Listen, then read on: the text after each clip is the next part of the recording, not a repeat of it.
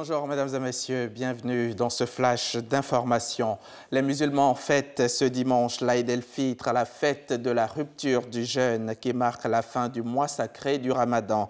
Quatrième pilier de l'islam, le Ramadan avait commencé le 27 mai dernier. L'Aïd el-Fitr ou Aïd el-Séguir est l'une des deux dates les plus solennelles du calendrier musulman avec l'autre Aïd, Aïd el-Kébir ou Aïd el-Adha, la fête du sacrifice. Durant l'Aïd el-Fitr, le musulman est invité à quitter avec la grande prière du matin une aumône pour les pauvres. Cette journée est aussi l'occasion de repas de fête en famille et de visites rendues à ses proches.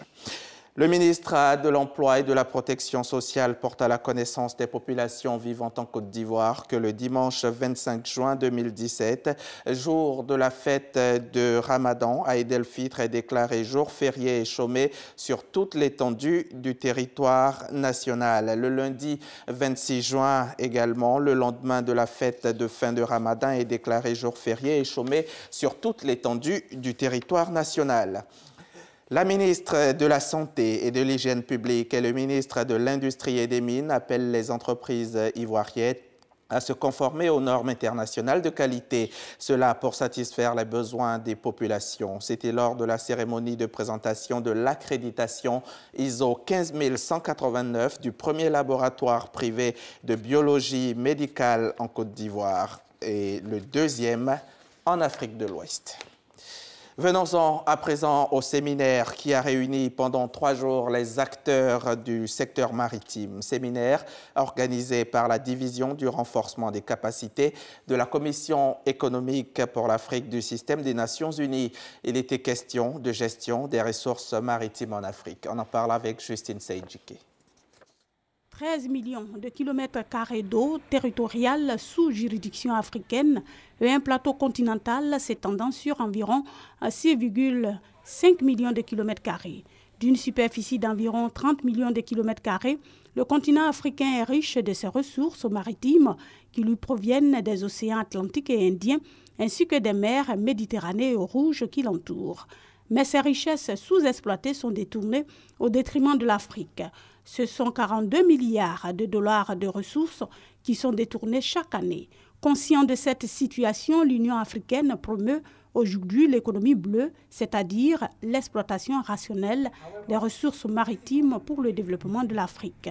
Cette rencontre panafricaine d'échange d'expériences sur la gestion de la mer et de ses ressources, qui se tient à Abidjan durant 3 jours, vise à aider à l'élaboration des politiques et outils de développement de l'économie bleue.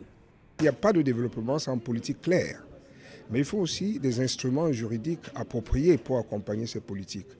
Il faut des codes de la marine marchande. Donc nous sommes là pour accompagner les États dans la manière de se doter des politiques maritimes, mais aussi dans la manière de se doter des instruments qui vont permettre la mise en œuvre, la mise en musique de ces politiques maritimes.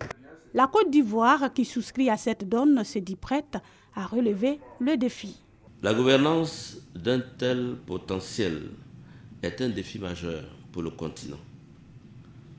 Pour sa part, la Côte d'Ivoire, pays côtier, qui veut bien assumer sa vocation maritime, est prête à relever le défi.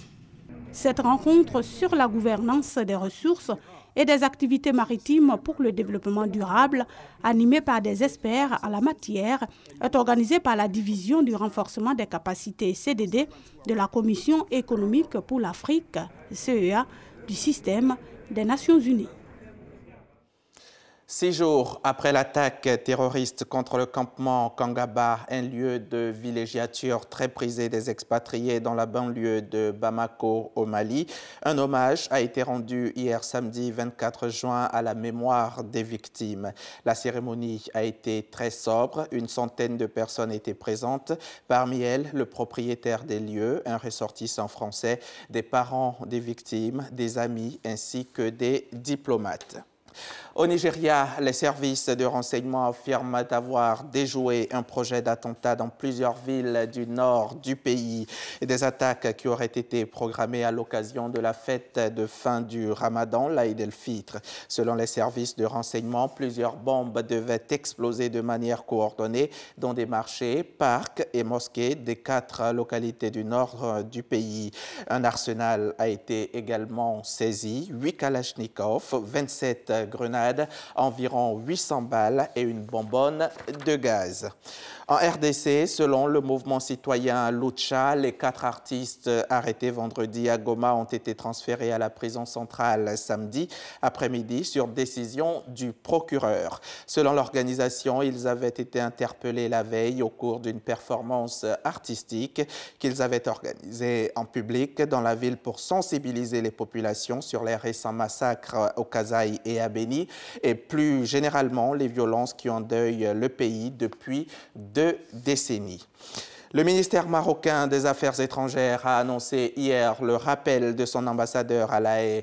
Le royaume chérifien réclame l'extradition d'un Marocain résidant aux Pays-Bas, faisant l'objet de 2 mandats d'arrêt internationaux, l'un pour association de malfaiteurs, l'autre pour trafic international de stupéfiants. Les Pays-Bas n'ayant toujours pas donné suite à ces mandats, le Maroc réclame des mesures concrètes et urgentes contre celui que le pays qualifie de mercenaire de l'agitation qui agirait en connexion avec certains milieux du nord du Maroc. Rabat menace de revoir sa coopération bilatérale avec les Pays-Bas si aucune mesure n'est prise par La Haye. C'est la fin de ce flash. Tout de suite après donc ce flash, vous pourrez voir la retransmission de la prière de l'Aïd el-Fitr qui a eu lieu à la grande mosquée de la Riviera Golfe.